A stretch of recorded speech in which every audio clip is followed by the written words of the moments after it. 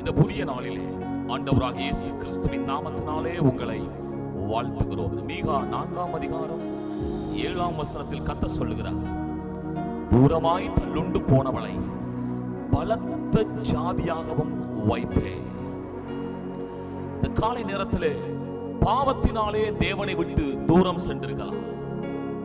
ஒரு காலத்திலே எங்கள் குடும்பம் ஆசீர்வாதமாய் சமாதானமாய் இருந்தது, இப்பொழுது அவைகளெல்லாம் தூரமாய் சென்று விட்டது என்று வேதனையோடு கூட அமர்ந்திருக்கிற இந்த சத்தத்தை கேட்டுக்கொண்டிருக்கிற சகோதரனே சகோதரியே, ஆண்டுடைய வார்த்தை வருகிறது, தூரமாய் தள்ளுண்டு போனவளை பலத்த ஜாதியாய் ஆண்டவர் வைக்க போகிறார்.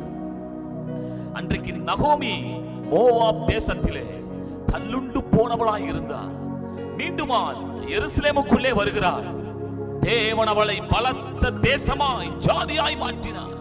ஏனென்றால் எருசலேம் தேவன் பாதுகாப்புள்ள ஒரு இடம், தேவனுடைய வார்த்தைகள் நிறைந்த இடம், தேவனுடைய பிரசன்னம் நிறைந்த இடம், தேவனுடைய ஆலயம் இருக்கிற இடம், ஏன் தேவன் இருக்கிற இடம்.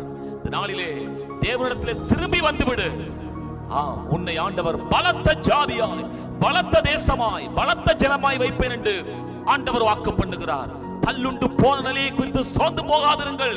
கர்த்தர் உங்களை பலத்த தேசமாய் மாற்றப் போகிறார். இந்த வார்த்தையை நம்புவோம். இந்த வார்த்தையின்படியே கர்த்தர் நம்மை ஆசீர்வதிப்பாராக. ஆமென்.